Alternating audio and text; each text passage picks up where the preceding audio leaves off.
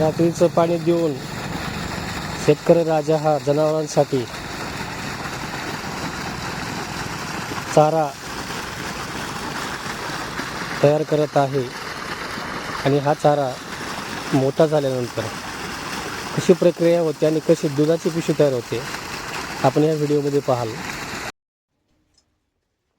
हे पहा मित्रांनो, आपण दूध खातो, परंतु दूध तयार करण्यासाठी जी प्रक्रिया आहे किती कष्ट करावे लागतात त्याचं आपल्याला थोडक्यात याच्यावरून कल्पना येईल। हा शेतकऱ्यांनी शेतामध्ये लावलेले जनावरांच्या चाऱ्यासाठी मका आहे आणि ही मका लावून 1.5-2 महिने त्याला सांभाळत असतो आणि 1.5-2 महिन्यानंतर जी जनावरं आहेत दूध देणारी त्या जनावरांचा चारा असा तयार केला जातो मित्रांनो। आणि ज्यावेळेस काढणीला येतं पीक, तर हे मक्याचं पीक आहे, हे काढणीला आलेलं आहे आणि हे पीकची कापणी करून याची कुटी केली जाते।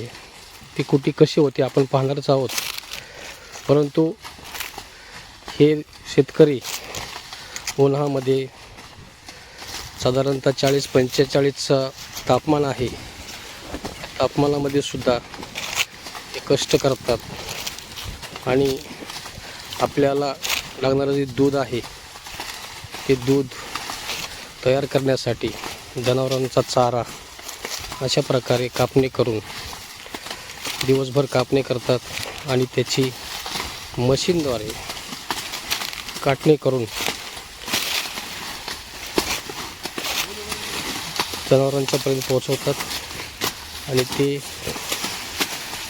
पोहोचवत असताना अशा प्रकारचे कष्ट त्यांना करावे लागतात। आज दिवसभरामध्ये मित्रांनो ह्या 4-5 लोकांनी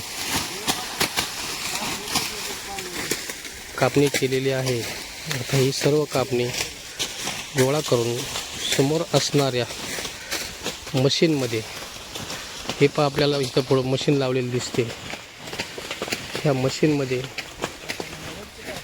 कुटी करून ते जनावरांच्या घोट्यापर्यंत पोचवलं जातं पहा मित्रांनो। अशा प्रकारे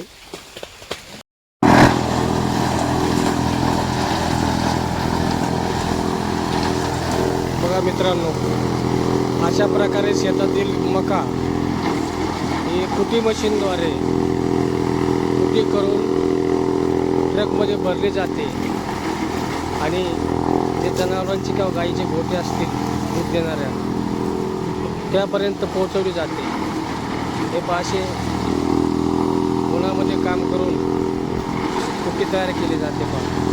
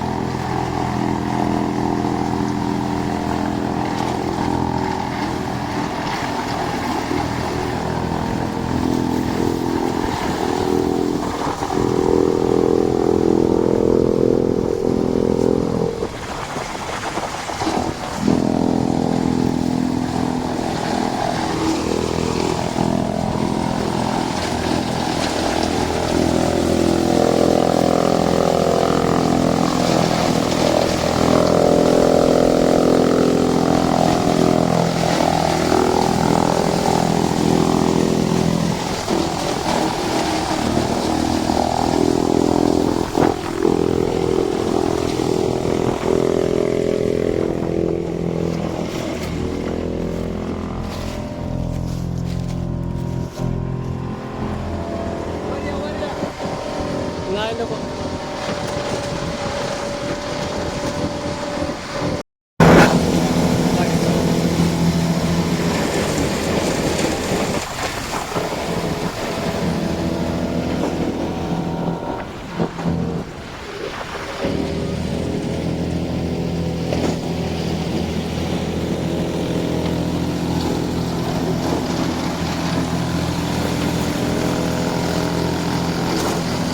अशा प्रकारे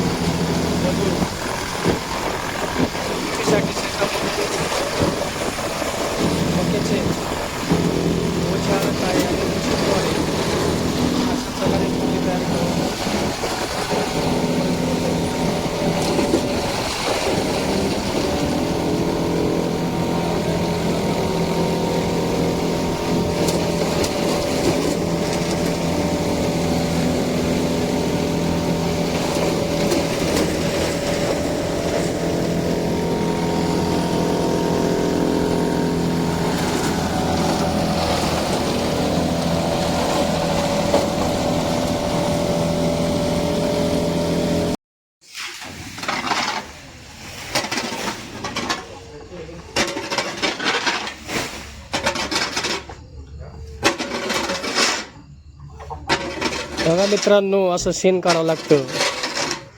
एवढे सगळे कष्ट केल्यानंतर दूध कसं तयार होतं हे आपल्या लक्षात येईल.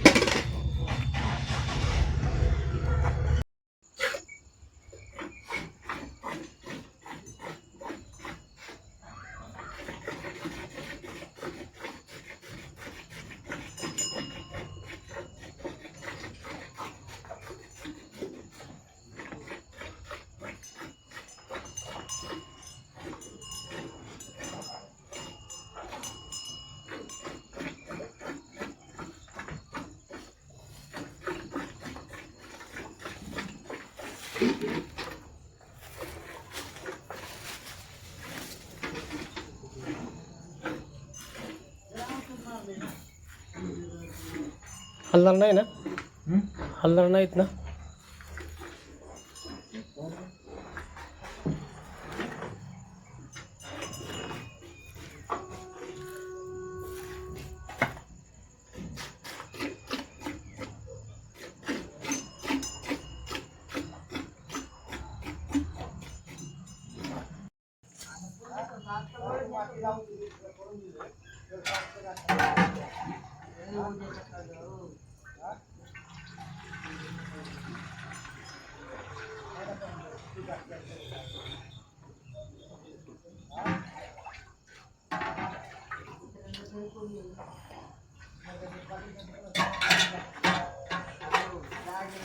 बघा मित्रांनो, सगळं केल्यानंतर ही दुधाची पिशवी तयार होते आणि आपल्याकडे येते मित्रांनो.